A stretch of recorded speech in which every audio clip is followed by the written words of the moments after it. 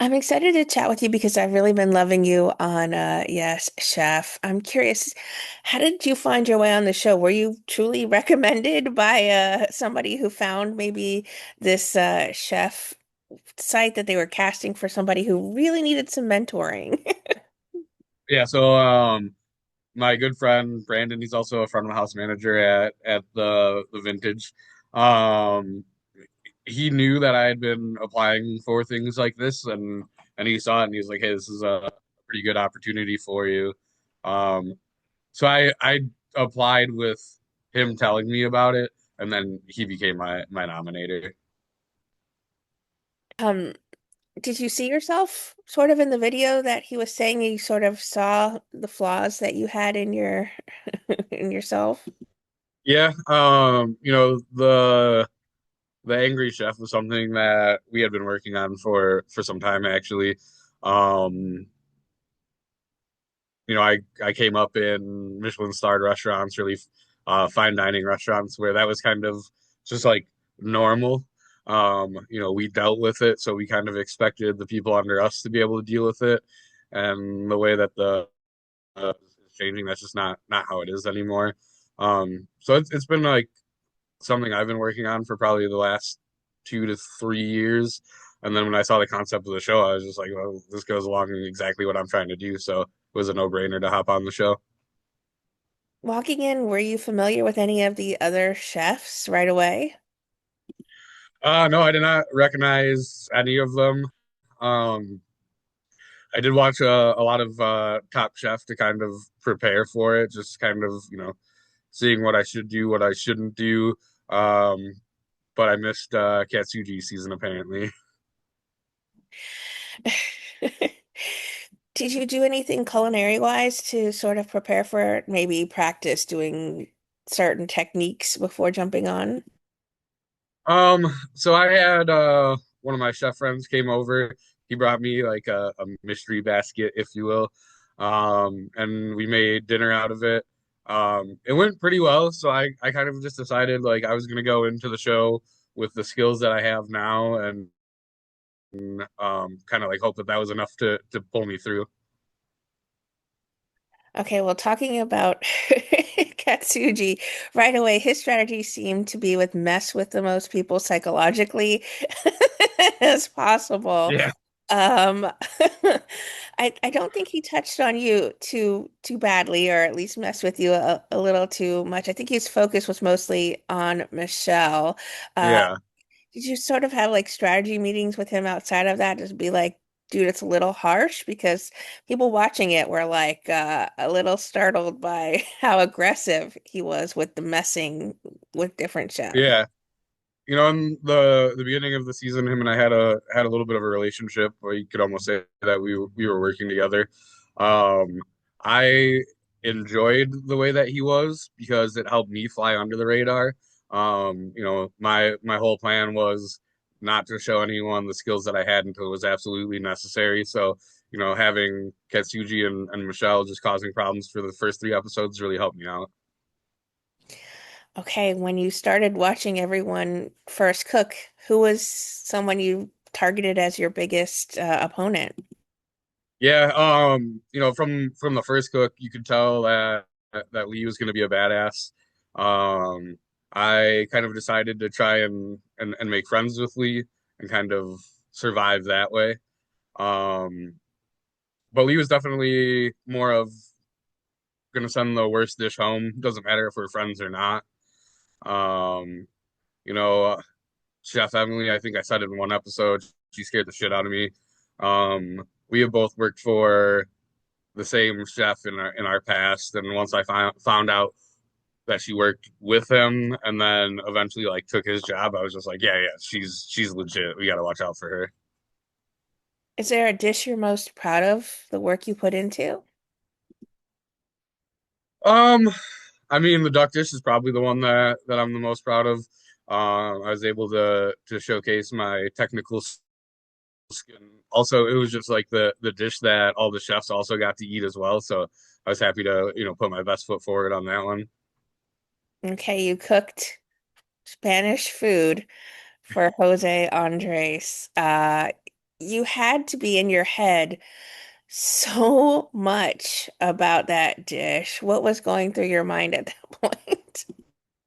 Yeah, like the episode I said, like who's gonna be the sucker that cooks for Jose Andres or Spanish food for Jose Andres, and of course it was me. Um, you know, I strongly believe that the three chefs that were at the table were trying to make my life easier, but I think just the idea of cooking Spanish food for Jose got in my head. Um, there's some other things going on too. You know, I had just been up for my first cook off, so I was a little in my head like, you know, is it my time to go or am I good enough to be here kind of thing. So those last couple episodes is a lot. There's a real big battle going on in my head. I'd be remiss if I didn't ask about the advice that Jose Andres, this iconic chef that people adore so much, what kind of advice did he give you, or maybe words of wisdom that you took to heart being on the show? Yeah.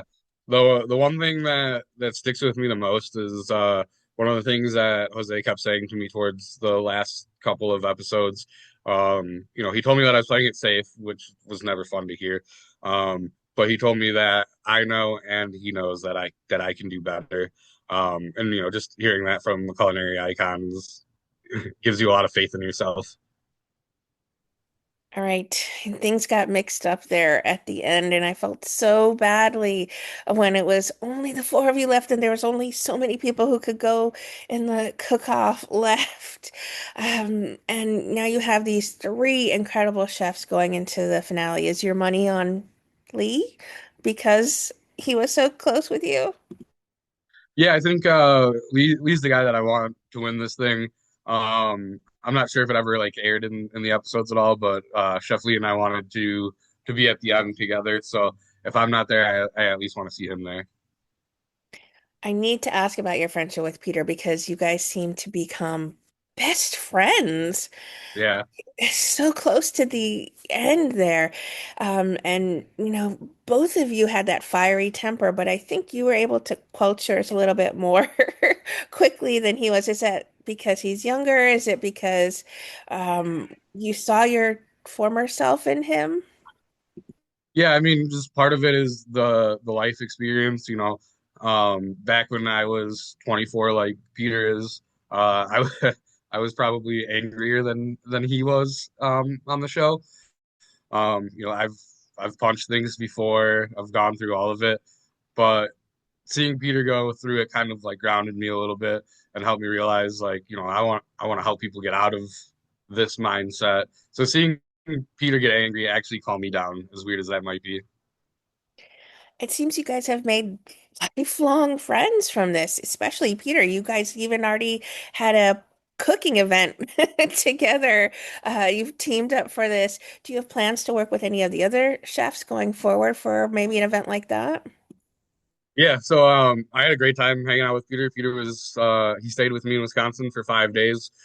We had a blast. Um, in about a week, six of us will be in California with Chef Emily. We're doing events for 2 days. Peter and I got teamed up again, so I'm super excited about that one. You know, I'm just excited to see the friends that I've made again. Like you said, it seems like we've made some lifelong friends, and I do believe that's true. I mean, this show is a lot of pressure. You're under time constraints. What was a typical day of filming like? You know, we would start pretty early in the morning. You know, we could get to set, you know, 7 o'clock in the morning, and we'd film for most of the day. Um, if I'm being honest though, the filming was my favorite part. Um, when there was nothing left to do at the end of the day, all you have is to let your mind run wild. But you know, when you're on set cooking, it's what we're used to. It almost felt normal, if you could call it that.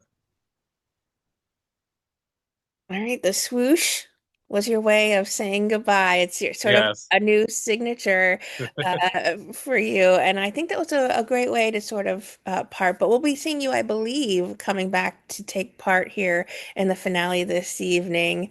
Uh, Yes, I will be teamed up with one of the remaining chefs, and hopefully I help them win $250,000. What did you personally learn about yourself or about being a chef from being a part of this series? Yeah, coming into the series, I thought that my big problem was my anger. But I found out that I had, a little bit of self-doubt. Day one, it was just like, let's not get sent home first. And then we made it past day one, and it was like, all right, now let's not go home second. And then all of a sudden you look around and there's only four of us. So I really learned to believe in myself. You I can cook as good as I thought that I could. And being around all of these other talented chefs taught me that like if you surround yourself with the right people, you'll get what you want. All right, I'd be remiss if I didn't say, show me the swoosh. Show me the swoosh. All right, let's see Does it here. work still? There you go. Yeah, I cut most of the hair off, but I made sure that there was enough to still do the swoosh.